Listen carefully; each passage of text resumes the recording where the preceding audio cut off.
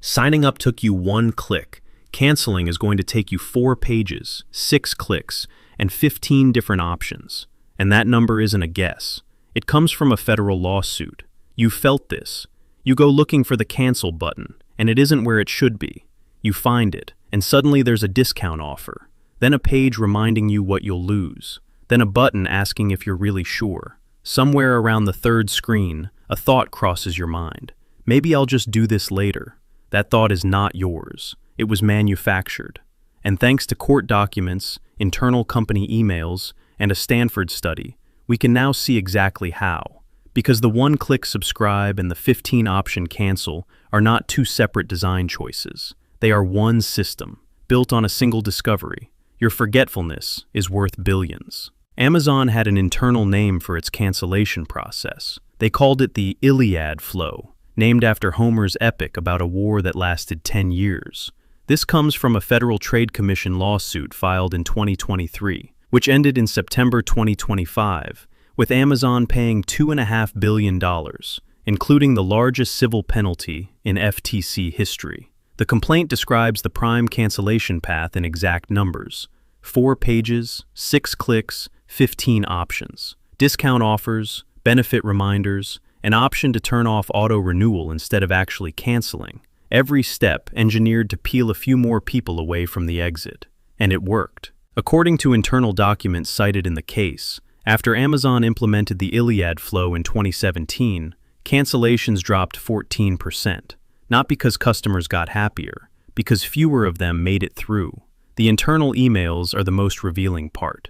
Amazon employees described their own subscription tactics as operating in, quote, a bit of a shady world, and referred to unwanted subscriptions as an unspoken cancer. One former Amazon UX researcher testified that when the company tested making things clearer, sign-ups dropped and the changes were rolled back.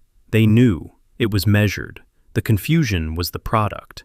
But there's a second business model hiding inside every subscription, and a Stanford study accidentally caught it on camera. 3 economists, Einav and Neil Mahoney at Stanford, Benjamin Klopack at Texas A&M, got access to data from a major payment card network and studied 10 subscription services. Their paper, published in 2025 in the American Economic Review, one of the most rigorous economics journals in the world, asked a simple question. What happens when people are forced to actively decide about a subscription instead of letting it silently renew? There's a natural experiment for this. When your credit card expires and gets replaced, auto-renewal breaks. For 1 month, every subscriber has to make a real decision. In that month, cancellations exploded. For one of the services in the study, more than 30% of all subscribers canceled the moment they had to actively choose. 30%. People who had been paying every month, who would have kept paying indefinitely, gone the instant the silence was interrupted. The researchers then calculated what this forgetting is worth. Their estimate: consumer inattention increases subscription revenues by anywhere from 14% to over 200%, depending on the service, roughly doubling seller revenue on average. Read that again. For a typical subscription business, about half the money comes from people who would cancel if they simply remembered they were paying. Which raises the question, how much are you paying without knowing it? A market research firm called C+R Research ran a study on exactly this. They asked people to estimate their monthly subscription spending. The average guess? $86. Then they walked the same people through every category, charge by charge. The real average? $219 a month. People were off by a factor of 2.5. $1,600 a year they didn't know was leaving. 42% admitted they were still paying for at least one service they had completely stopped using. And a follow-up study by the consulting firm West Monroe found that 89% of consumers underestimate their subscription spending.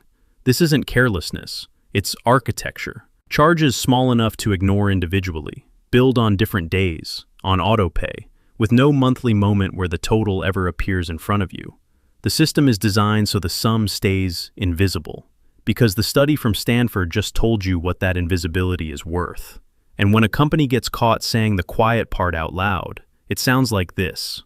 In June 2024, the Department of Justice sued Adobe, the Photoshop company, along with two of its own executives, over its subscription design. According to the complaint, Adobe's checkout pre-selects a plan called Annual Paid Monthly. It looks like a flexible monthly subscription. It is legally a 12-month contract. Cancel after the first 2 weeks, and Adobe charges you an early termination fee, 50% of every remaining month you haven't used yet. A fee the lawsuit says was buried in fine print and hover over icons. Most customers discovered it only at the moment they tried to leave. In the unredacted version of the complaint, an Adobe executive is quoted describing that hidden fee in 4 words. A bit like heroin for Adobe. Heroin, their word in an internal communication, for a fee their own customers didn't know existed. In the quarter before the lawsuit, subscriptions made up 95% of Adobe's $5.2 billion in revenue. So the obvious question, why doesn't someone just make this illegal? Someone tried. In October 2024, the FTC finalized a regulation called the click-to-cancel rule. The principle was 1 sentence long. Canceling a subscription must be as easy as starting one. 1 click in, 1 click out. It was scheduled to take effect on July 14, 2025. It never did. Business groups and industry associations sued immediately, and on July 8, 2025, 6 days before the rule would have taken effect, a federal appeals court, the 8th Circuit, struck it down. Not because the rule was wrong about anything. The court explicitly said it was not endorsing deceptive practices. The rule died on a procedural technicality. The FTC had skipped a required cost-benefit analysis step during the rulemaking process. 6 days. And the rule that governs subscription traps in America today? It dates back to 1973, written for mail-order book clubs, half a century before the App Store. So here's what all of this adds up to. Every cancellation maze, every pre-selected annual plan, every save offer, every charge quietly processing at 3 in the morning. None of it is sloppy design. Amazon measured it. Adobe's executives named it. Stanford quantified it.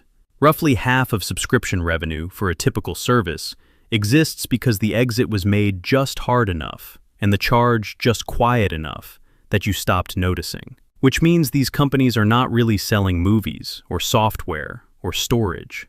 They discovered something more valuable, that your attention has gaps, and that a business can live inside them, billing month after month from a place you never look. You are not the customer who forgot to cancel. You are the customer because you forgot to cancel. And somewhere in a product meeting, that is exactly what the roadmap says.